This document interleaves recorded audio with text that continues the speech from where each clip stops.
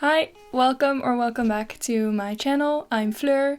I make ASMR, I make music, and I read a lot. It's almost that time of the year again. Book Girl Summer is upon us, and I want you to be prepared. Personally, I prefer the spring, but in the summertime I love to hide in the shade and read a lot, so I curated a list for you with a bunch of book recommendations that I think you're really gonna like in the summer, depending on your tastes, of course. These are my opinions, so take it with a grain of salt and do with it what you will. Let's get into it.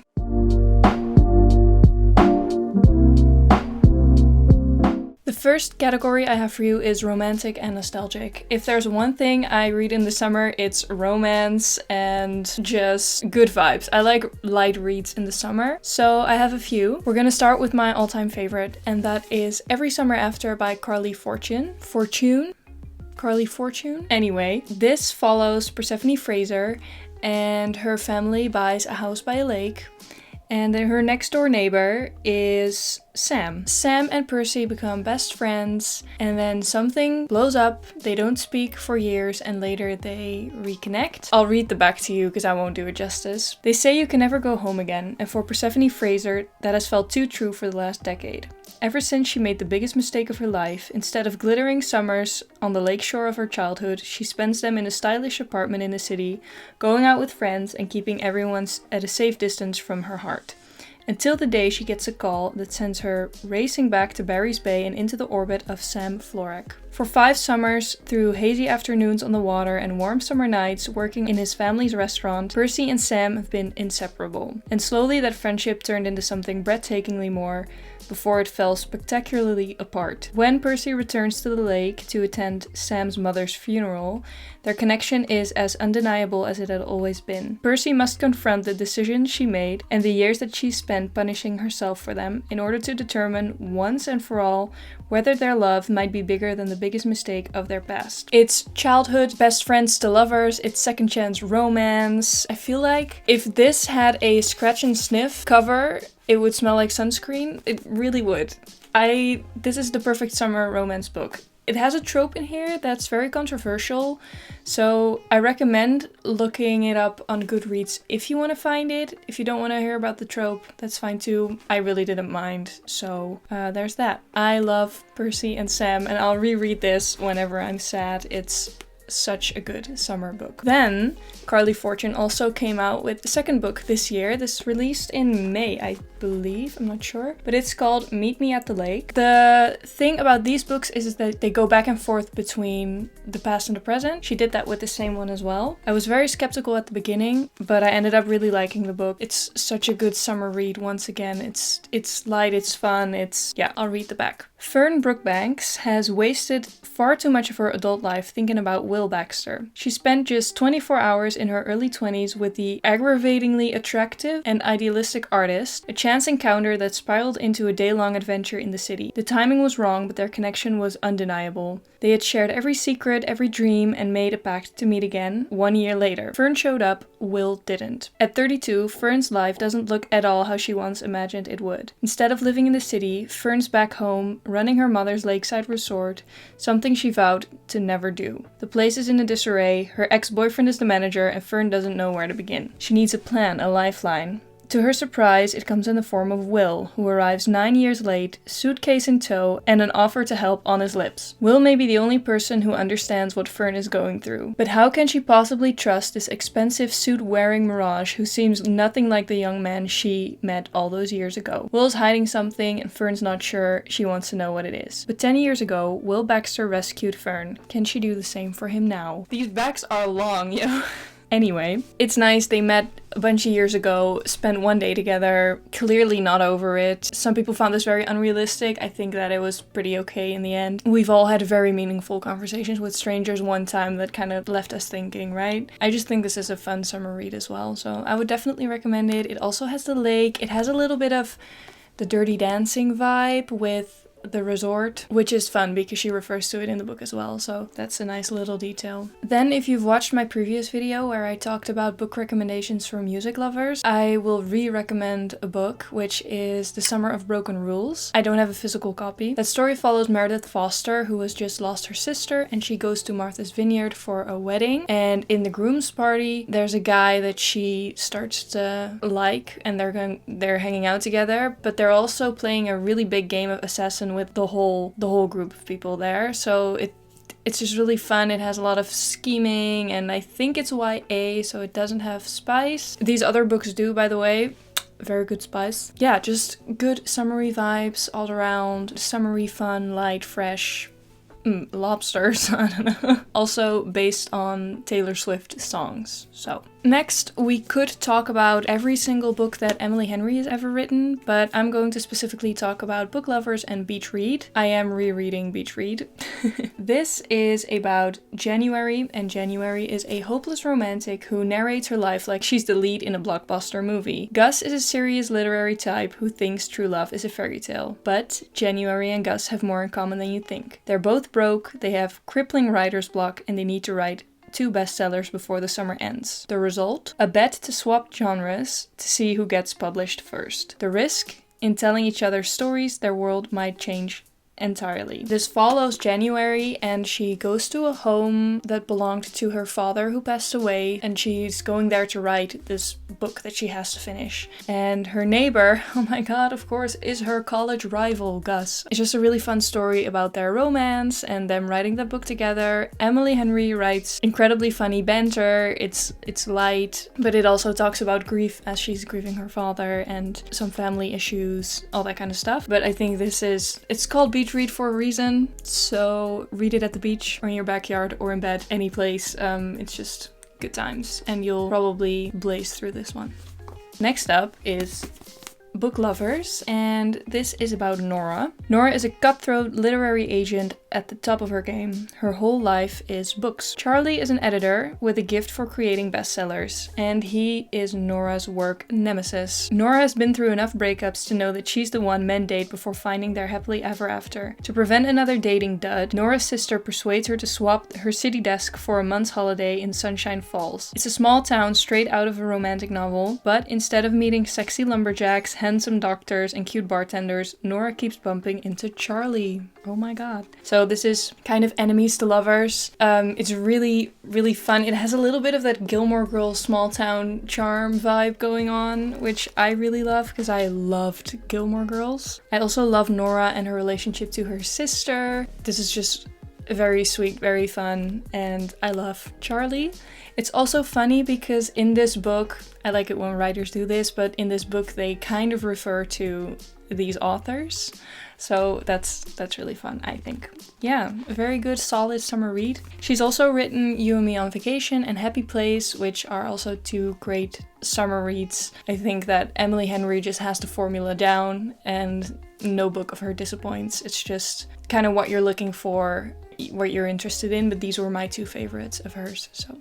We're going to move on to the next category, which is gay and heartbreaking, because it is Pride Month in June, so I would like to recommend you these. This has to be one of my all-time favorite books. It's The Song of Achilles by Madeline Miller, and this follows the story of Achilles and Patroclus, the Trojan War. It's about the very unique bond between Patroclus and Achilles, and this is heartbreaking in the best way. It is gay, it has the Greek mythology in it, it's beautiful, beautiful retelling. This made me sob. The prose is lovely, it's so well done, and I could not recommend this more in general, so go read it in the summer because it is set in the summertime. It's really hot and dry and everything, so I felt like it would just be a good fit for here, but don't read the final chapters in public, maybe. I would recommend that, like read it in the privacy of your own home so you can let all your emotions go. Okay, next up is Call Me By Your Name by André Aciman. I don't know how to pronounce it. The thing about this is that I DNF'd this book. DNF means did not finish, because I didn't enjoy it, and I'm still going to recommend it to you because I do feel like it has gotten so many raving reviews and people love the way that Andre wrote this book. I will say I like the prose a lot, but if you're not familiar with Call Me By Your Name, it's been made into a movie with Armie Hammer, who's cancelled, and Timothée Chalamet. It's set in Italy during the summer, and I'll read the back to you once again. During a restless summer on the Italian Riviera, a powerful romance blooms between 17-year-old Elio and his father's house guest, Oliver. Unrelenting currents of obsession and fear, fascination and desire threaten to overwhelm the lovers, who at first feign indifference to the charge between them. What grows from the depths of their souls is a romance of scarcely 6 weeks' duration and an experience that marks them for a lifetime. For what the two discover on the Riviera during a sultry evening in Rome is the one thing they both already fear they may never truly find again: total intimacy. It's it's very direct, and I feel like there's an age gap. Very ironic that my camera overheated as I'm talking about summer books, but what I wanted to say, that the issue that I have with this book is the age gap. Elio is 17 and Oliver is 24. Elio is very obsessed and does some very obscene things, and it's very raw in that sense, and I could not look past that. I really couldn't. I wanted to like this book so much because someone recommended it to me and she was like, you're gonna cry, you're gonna be so heartbroken, and I was ready for that. Like I said, The Song of Achilles is my favorite book. I love a book that just tears me apart. But I couldn't look past this. It felt really wrong to read, but I do think that a lot of people wouldn't mind, just as I didn't mind the trope in Every Summer After. Some people really hated that, some people didn't. I hated this, some people won't. So I want to put it out there, if you don't mind about reading obscene, dirty things that people might do to certain people's swimming shorts, this might be the fine read for you. It does have all the Italian summer vibes, So do with this info what you will, but you might want to read it, you might not. The next category is poetic and impactful, and these are not necessarily romance, but they're set in the summer, and they have beautiful prose and have really made a lasting impact on me, so I'm gonna recommend them to you now. The first one I don't have a physical copy of, but it is The Island of Missing Trees by Elif Shafak. I'm gonna look this up. What's The Island of Missing Trees about? Okay, I asked ChatGPT what it's about, and it says The Island of Missing Trees by Elif Shafak is a novel that intertwines multiple narratives across different time periods, exploring themes of love, loss, identity, and the impact of conflicts on individuals and communities. The story is set in Cyprus, and it follows the life of multiple characters whose paths intersect. It delves into the complex history of the island, particularly the events surrounding the conflict between the Greek and Turkish Cypriots. Is that how you say that? Central to the narrative is a fig tree representing resilience, memory, and the interconnectedness of people and nature. So it follows the perspective of the family, and it also follows the tree, the fig tree, because it's placed in Cyprus and it's taken home to the US. It has beautiful prose and it's so unique. I've never read a book like it, and it's made such a lasting impact on me. I still think about it all the time, and I read it in May 2022. I think so. So I would really recommend it. It's a beautiful love story about how the two main characters met. It's also about identity and exile and love and what you would do for love, and I just think that that is beautiful, and I really, really recommend it, and it's also very summery in that sense. Next one, I think, especially in the Netherlands, everyone and their mother has seen this book somewhere, and it's Where the Crawdads Sing by Delia Owens. I'll recommend it as a summer book. For years, rumors of the Marsh Girl have haunted Barkley Cove, a quiet town in North Carolina coast. So in late 1969, when handsome Chase Andrews is found dead, the locals immediately suspect Kaya Clark, the so-called Marsh Girl. But Kaya is not what they say. Sensitive and intelligent, she has survived for years alone in the marsh that she calls home, finding friends in the gulls and lessons in the sand. Then the time comes when she yearns to be loved. When two young men from town become intrigued by her wild beauty, Kaya opens herself to a new life until the unthinkable happens. It follows Kaya. She has a very, very troubled upbringing, and she's alone in a marsh, and she grows up there. This book really surprised me by how good I thought it was. I really like the way that this is written. I felt so deeply for Kaya, and it was so interesting to learn more about the marsh and about wildlife and nature. I think that Delia Owens, if I got it right, is also a wildlife researcher. Well, anyway, it first takes you through her life and her upbringing, and then it kind of goes into someone died, she must have done it, and then the story connects at the end. I think it's really cleverly done, and I would recommend it for the summer as well, because it's a lot of being outside in nature and by a beach, by a marsh. Yeah. Finally, one of my most anticipated reads of this year was Small Worlds by Caleb Azuma Nelson. Open Water, which was his first book, is my absolute favorite book. This was his second book to come out. It is set over 3 summers. It goes back and forth between London and Ghana. It's filled with culture, and it has the urban setting, and it has Ghana, and it has the food, and it has dance, and it explores themes of loneliness, belonging, family trauma, family relations, identity. I'll read the back to you, or actually it's the inside flap that I'll read. The one thing that can solve Stephen's problem is dancing. Dancing at church with his parents and brother, the shimmering of black hands raised in praise. He might have lost his faith, but he does believe in rhythm.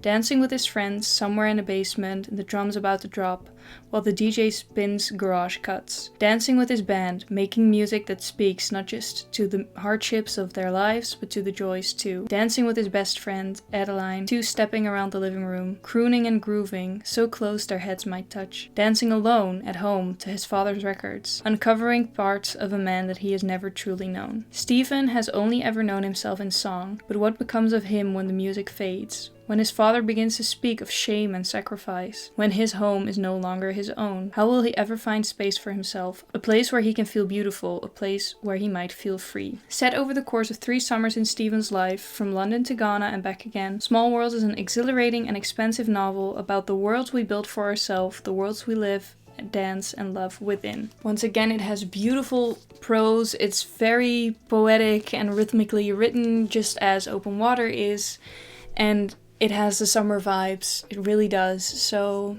I would recommend picking this up this summer. That was all for now. Once again, this was just my take on these books. I did not do them justice at all, maybe. You should really look up the summaries or the tropes, whatever you want for yourself. But they're books that I really enjoyed, except for Call Me By Your Name. Yeah, I'm wishing you a very, very nice summer. I hope the weather will treat you well and that you're feeling good and that you get some fun reading done, because it's a nice time, if you have the time and space for it, to just escape into different stories, I feel like, and get a tan at the same time.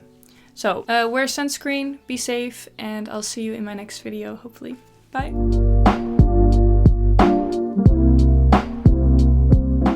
I cannot believe I filmed the first part in 120 frames per second.